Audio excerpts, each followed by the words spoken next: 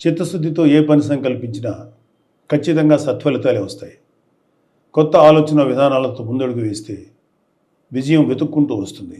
మనం చేసే పనిలో చిత్తశుద్ధి, ఆలోచనలో స్పష్టత, నవ్యత, బాధ్యత, జవాబుదారీతనం ఉంటే వెన్ను తట్టేందుకు అనుభవజ్ఞులు ముందుకు వస్తారు.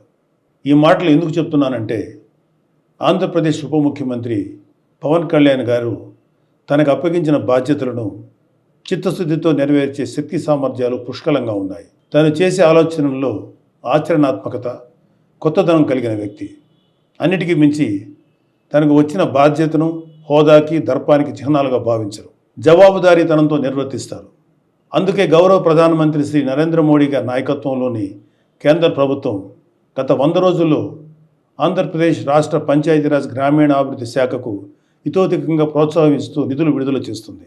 గౌరవ ముఖ్యమంత్రి శ్రీ చంద్రబాబు నాయుడు గారి అనుభవం, గౌరవ ఉప ముఖ్యమంత్రి గారి చిత్తశుద్ధి, జవాబుదారీతనం కలబోసిన ఆంధ్రప్రదేశ్ ప్రభుత్వం పాలనపై కేంద్రానికి విశ్వాసం కలిగింది.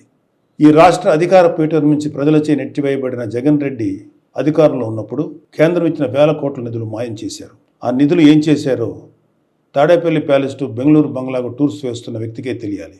అందుకే గత ఆర్థిక సంవత్సరంలో కేంద్రం ఆంధ్రప్రదేశ్ పంచాయతీరాజ్ శాఖకి తగినన్ని నిధులు 15వ ఆర్థిక సంఘం నిధులు ఇవ్వలేదు. పాలకులు మారారు. శ్రీ పవన్ కళ్యాణ్ గారు పంచాయతీరాజ్ గ్రామీణాభివృద్ధి శాఖల బాధ్యతలు చేపట్టారు. ప్రతి విభాగంపై అవగాహన పెంచుకున్నారు. నిధులు తీసుకురావటమే కాదు, ఏ విధంగా ఎంత జవాబుదారీతనంతో ఎంత ప్రజా ప్రయోజనకరంగా ఖర్చు చేస్తామో చెప్పాలని సంకల్పించుకున్నారు. అందుకు అనుగుణంగా తన శాఖలోని అధికారులను, ఉద్యోగులను సన్నద్ధం చేసుకున్నారు. కాబట్టి ఉపాధి హామీ పథకానికి ఈ ఆర్థిక సంవత్సరంలో 4,500 కోట్ల నిధులు మంజూరు చేసింది. ఉపాధి హామీ పని దినాలు పెంచింది.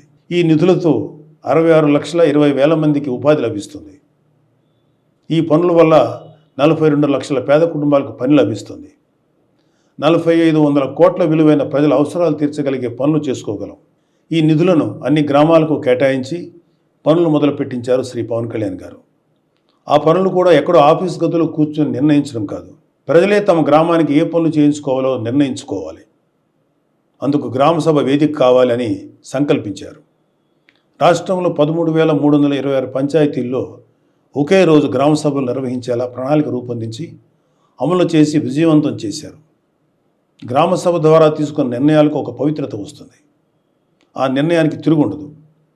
అదేవిధంగా గ్రామసభ తీర్మానంలో లేని పనులేవీ చేయలేరు. స్థానిక ప్రభుత్వమైన పంచాయతీలకు మహర్దశ తీసుకొచ్చేలాగా గ్రామసభలు నిర్వహించారు. ముఖ్యమంత్రి గారు, మంత్రులు, ఎమ్మెల్యేలు, ఎమ్మెల్సీలు, ఎంపీలు, కలెక్టర్ నుంచి ఎంపీడీఓల వరకు అందరూ గ్రామసభలో కూర్చొని ప్రజల నిర్ణయాలు నమోదు చేసుకున్నారు. యావత్ దేశం ఈ గ్రామసభలను పరిశీలించి ఒక మోడల్గా తీసుకుంది. కేంద్ర పంచాయతీరాజ్ గ్రామీణాభివృద్ధి శాఖ ఆ రోజునే సానుకూలంగా స్పందించింది. ఈ స్ఫూర్తితో అక్టోబర్ 2వ తేదీన దేశమంతా గ్రామసభలు చేపట్టాలనే ఆలోచనలో కేంద్ర ప్రభుత్వం ఉంది. ఆంధ్రప్రదేశ్లో నిర్వహించిన గ్రామసభలు ప్రపంచ రికార్డు సృష్టించాయి. రికార్డు పత్రాన్ని వరల్డ్ రికార్డ్స్ యూనియన్ ప్రతినిధి నుంచి ఇటీవలే శ్రీ పవన్ కళ్యాణ్ గారు స్వీకరించారు.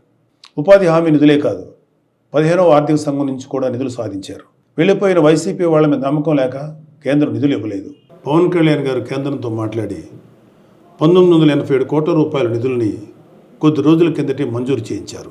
ఉపాధి హామీ నిధులు 4,500 కోట్లు కావచ్చు, ఆర్థిక సంఘం నుంచి సుమారు 987 కోట్లు కావచ్చు, కేంద్రం నుంచి సాధించింది ఆంధ్రప్రదేశ్ పంచాయతీరాజ్ శాఖ.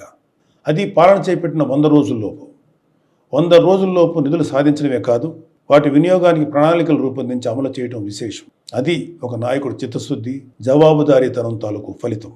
ఖచ్చితంగా ఆంధ్రప్రదేశ్లోని పల్లె పల్లెలకు మంచి రోజులు వచ్చాయి. స్వర్ణ పంచాయతీలు అనే కూటమి ప్రభుత్వం లక్ష్యం ఖచ్చితంగా సాధిస్తాం. నమస్తే.